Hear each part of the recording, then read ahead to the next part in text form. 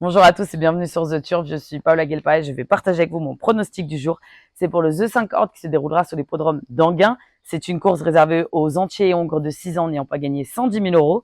Nous sommes sur une distance de 2875 mètres. C'est le prix Romainville. Il est à 14 partants avec un départ prévu pour 15h15. En première position, je vous ai mis le numéro 13. Il s'agit de Jacob Ludois.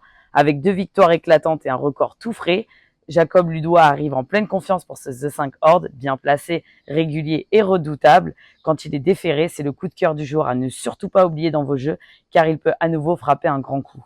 En deuxième position, numéro 12, il s'agit de Jagofort. En pleine possession de ses moyens et toujours aussi régulier, Jagofort s'annonce comme l'un des chevaux les plus solides de ce The 5, bien préparé, constant et compétitif. Il a tout pour jouer un tout premier rôle. À retenir absolument car il pourrait bien faire la différence au moment décisif. En troisième position, il s'agit du numéro 7, Just Dakadi. C'est un cheval régulier qui sera présenté en mode course. Il sera tributaire d'un bon parcours pour figurer, mais il est sérieux, tenace et capable d'un bel effort final. Il a largement les moyens de confirmer et de se hisser dans les 3 premiers.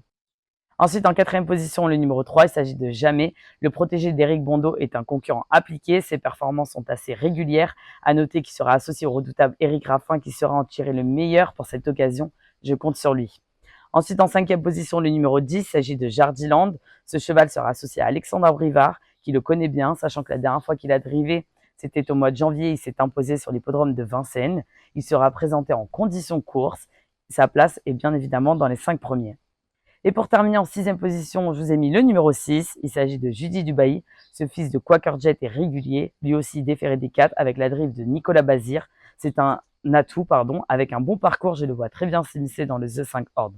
Je vous répète mes numéros 13, 12, 7, 3, 10 et 6.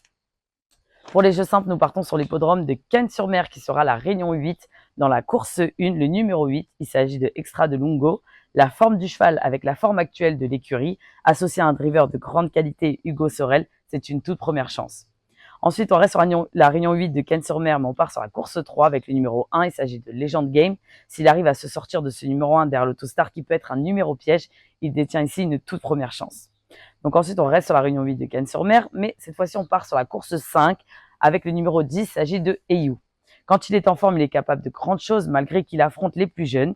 Il descend légèrement de catégorie. Je le vois bien quatrième, lui, pour un The Couillon.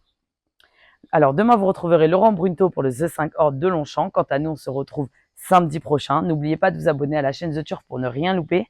N'oubliez pas aussi les mentions légales et le jeu responsable qui s'afficheront sur votre écran. Et quant à moi, j'ai plus qu'à vous souhaiter à tous bonne chance.